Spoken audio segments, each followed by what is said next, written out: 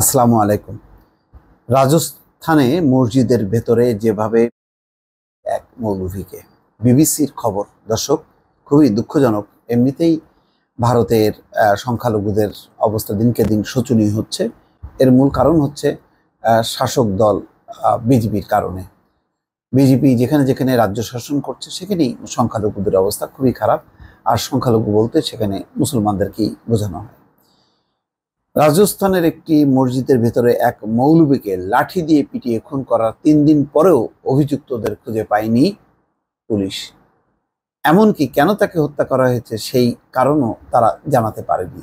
শিগগিরই এই হত্যাকাণ্ডে জড়িতদের গ্রেপ্তার করা হবে বলে পুলিশ দাবি করলেও গোটা বিষয়টি নিয়ে স্থানীয় মানুষের মধ্যে ক্ষোভ রয়েছে। এমনিতে সংখ্যালঘু একটা সেন্সিটিভ বিষয়, সেখানে এক মৌলবীকে মারা হয়েছে মসজিদের ভেতরে। কারা মারলো, কি কারণে মারলো, সেই কারণটা উদ্ঘাটন করা যাচ্ছে না। অনেকে মনে করতে পারে এটা হয়তো ইচ্ছাকৃতভাবে পুলিশ অবহেলা করছে, যেহেতু কেন্দ্রে রাজ্যে বিজেপির শাসন।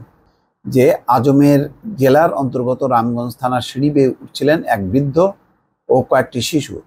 কুর্তা পাজামা পরিহিত সবার চোখে মুখে হতাশার ছাপ ফুটে উঠেছিল।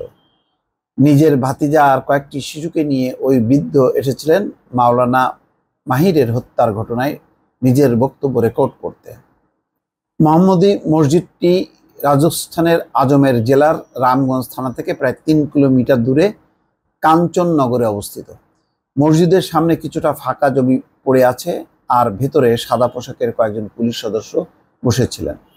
প্রায় 400 গজ জমির উপর নির্মিত মসজিদ চত্বরে ঢুকলেই ডান দিকে মূল মসজিদ আর তার সামনে একটি ঘর। ঘরটি পুলিশ তালাবদ্ধ করে দিয়েছে যাতে ভেতরে কেউ যেতে না পারে। এই ঘরেই 27 এপ্রিল রাত 2:30টা নাগাদ মাওলানা মোহাম্মদ মাহিরকে লাঠি দিয়ে পিটিয়ে হত্যা করা হয়। ময়না তদন্তের পর মাওলানার পরিবার মরদেহ উত্তরপ্রদেশে নিয়ে গেছে। সেখানে তাকে 28 এপ্রিল কবর দেওয়া হয়েছে। মাওলানার হত্যার পর মুসলমান সম্প্রদায় আজমের কালেক্টরের অফিসের বিক্ষোভ দেখিয়ে অভিযুক্তদের গ্রেপ্তারের দাবি তোলে। রামগঞ্জ থানার ওসি বলছেন যে 27 তারিখে রাত 3টা নাগাদ থানায় খবর আসে যে মাওলানা মোহাম্মদ মাহিরকে খুন করা হয়েছে। আমরা ঘটনাস্থলে পৌঁছে জানতে পারি যে 3 জন অপরিচিত ব্যক্তি লাঠি দিয়ে পিটিয়ে তাকে খুন করেছে। মৃত মাওলানা কাকা উত্তরপ্রদেশ থেকে এসেছেন, তার বয়স 50 বছর। থানায় বয়ান রেকর্ড করার জন্য তিনি আজমেরের থেকে গেছেন। তিনি বলেছেন, আমরা চাই দোষীরা ধরা পড়ুক এবং কঠোর শাস্তি পাক। পুলিশ আশ্বাস দিয়েছে দোষীদের ধরা হবে, কিন্তু এখন পর্যন্ত গ্রেপ্তার করা হয়নি। মোহাম্মদী মসজিদের কাছেই থাকেন শোয়েব, তার সঙ্গে মাওলানার আলাপ ছিল। তিনি বলছেন, আমাদের দাবি খুনিদের দ্রুত গ্রেপ্তার করতে হবে এবং তার পরিবারকে 2 কোটি ভারতীয় টাকা ক্ষতিপূরণ এবং পরিবারের একজনকে চাকরি দিতে হবে। তো 3 দিনও এখন এই ঘটনার কেউ গ্রেপ্তার হয়নি। কেন মারা হয়েছে সেই রহস্য উদ্ঘাটন হয়নি। এখানে আসলে কি পুলিশের অবহেলা নাকি পুলিশ অন্ধকারে আছে সেটা এখন প্রশ্ন, এবং এটি নিয়ে মুসলমানদের মধ্যে খুব বিক্ষোভ চলছে। দর্শক ভালো থাকবেন, আল্লাহ হাফেজ।